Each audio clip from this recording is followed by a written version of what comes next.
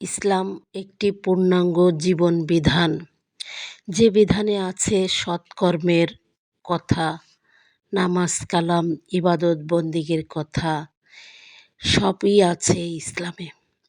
ইসলাম আমাদের জন্য অনেক বড় একটা পাওয়া, যেটা সব ধর্মেই নাই, ইসলাম ধর্মে আছে।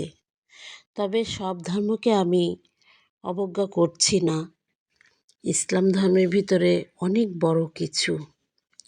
ইসলাম বলছে নিজে একা খেও না, পাশে একজন না খেয়ে থাকলে তাকে খেতে দাও, তাকে ভালোবাসো এবং নামাজ কালাম ইবাদত বন্দেগী করো, আল্লাহকে ভালোবাসো। আল্লাহ ছাড়া এই পৃথিবীতে আর কেহ নাই।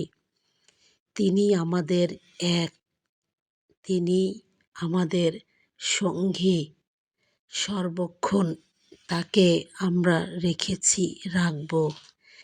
ইসলামকে অতিশয় সবাই যেন আঁকড়ে ধরে। ইবাদত বন্দেগীর মাধ্যমেই সব কিছু পাওয়া যায়, শান্তি পাওয়া যায়। ইসলাম অর্থই তো শান্তি। এই শান্তি যে কি বড় পাওয়া, সেটা যে ইসলাম গ্রহণ করেছেন সে ছাড়া অন্য কেউ বুঝবে না। আল্লাহ আমাদের কাছে অনেক কিছু, আল্লাহ ছাড়া আমরা চলতে পারি না। সে আমাদের রহমানের রহিম।